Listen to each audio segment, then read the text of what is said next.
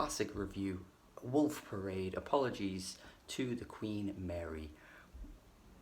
The debut magnum opus from the indie rock band Wolf Parade. I say magnum opus for two reasons. One, this is like the only album people ever talk about when they talk about Wolf Parade.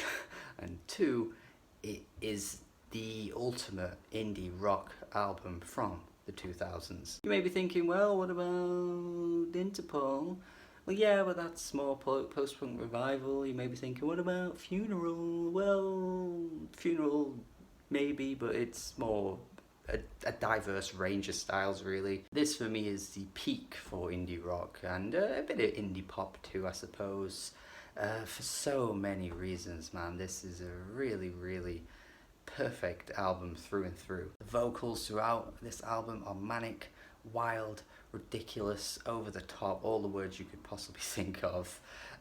Very much taken from the Modest Mouse playbook, I think, as well. These songs are very off-kilter with the way that they're structured at points. Some elements come through that you would think this shouldn't really work, but it ends up working incredibly well. There are so many anthemic hooks and choruses on this thing that it just ends up being an incredibly sing-alongy, sat around the campfire type album, even though it is very weird and odd at points. It's not extremely experimental throughout. I mean, you're not getting like black MIDI type instrumentals where things just take strange and weird directions, but you are getting strange and weird vocals that just work really, really well with these indie rock instrumentals. They're very, very anxiety ridden at points, like on I'll Be Leaving Anything, where that last little section of the song, he just sounds scared for his life. It completely matches the very naive lyrics on the song too. He's just frantically stating that nobody loves you and nobody gives a damn. Perhaps it's self-referential,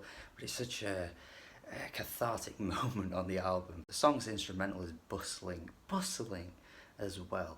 What a friggin' track, one of the best of the 2000s, no doubt. And it also ends off this amazing 3-track run where you've got the Shine a Light starting it off. Shine a Light is the other single that they released for this album, and you can totally see why. It has this very like typical indie pop sound from the 2000s. It's a Curse also has that sound as well, where it just sounds like it's tailor-made for a new TV show airing on Channel 4 in the UK. These aren't slights towards it either, it's just very of its time, but it's one of those things that still sounds incredibly fresh today, even though it does sound very much like an album in the midst of the 2000s indie rock boom. And even though they didn't quite boom up in the way that an Arctic Monkeys did, they still have an incredibly fresh sound even today. Like, there aren't many bands that went in this direction, I don't think, and it goes to show as well, because this is the one that I think has stood out the most, 15 years later. At least for me anyway. There's no single song out there that sounds like Dear Sons and Daughters of Hungry Ghosts. I just love the little that he throws in the chorus as well.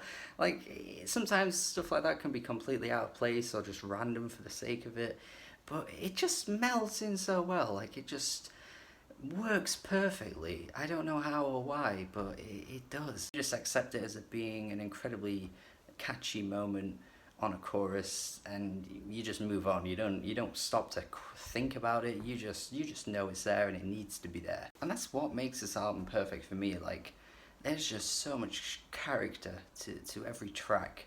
It doesn't matter if the lyrics aren't spectacular or anything like that. I mean, Grounds for Divorce is very much what you'd expect by that title. But, they're not the most amazing lyrics that you're going to ever read.